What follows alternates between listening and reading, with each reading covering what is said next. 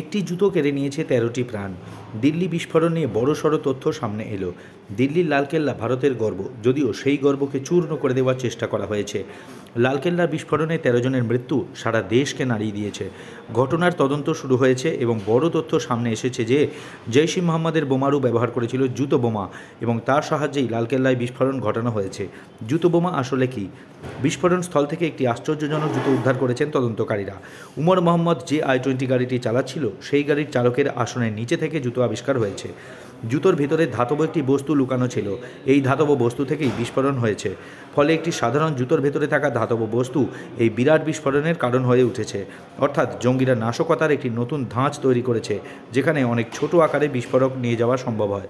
এছাড়া ট্রায়াসিটোন ট্রাইপার অক্সাইড উদ্ধার করা হয়েছে বিস্ফোরণ স্থল এবং জুতো থেকে। এটি খুবই শক্তিশালী বিস্ফোরক হিসাবে কাজ করে। বিপুল পরিমাণে এই টিএটিপি ব্যবহার করেছিল জঙ্গিরা, যাতে বিস্ফোরণের তীব্রতা বৃদ্ধি পায়। তবে এখানেই ষড়যন্ত্রের শেষ নয়। তদন্তে জানা গিয়েছে দিল্লি বিস্ফোরণে খরচ করা হয়েছে ২০ লক্ষ টাকা। গ্রেফতার হওয়া মহিলা চিকিৎসক শাহিনের মাধ্যমে জঙ্গিদের নির্দিষ্ট মডিউলকে এই টাকা পাঠানো হয়েছে।